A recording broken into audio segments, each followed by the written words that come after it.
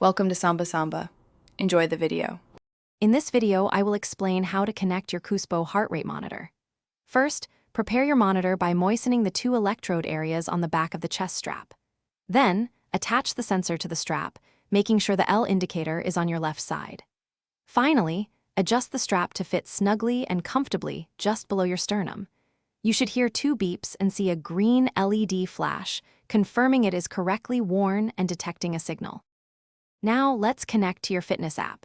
On your smartphone, turn on Bluetooth in your settings, but do not attempt to pair the device directly from this menu.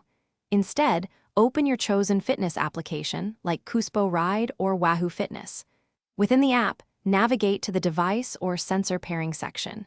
Your Coospo monitor should appear in the list. Select it to establish the connection. A flashing blue light on the sensor indicates a successful Bluetooth pairing.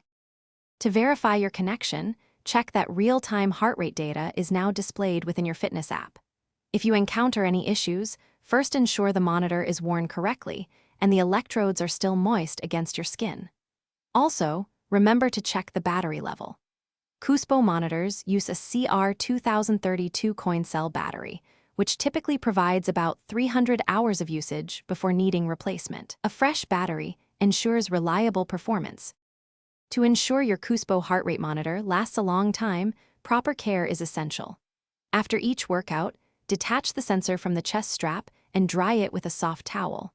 Rinse the chest strap under running water and hang it to air dry. Never put it in a washing machine or dryer. Avoid using any harsh cleaning chemicals on both the sensor and the strap, as these can cause damage. The monitor automatically goes to sleep when removed. Thanks for watching. Consider subscribing if we helped you.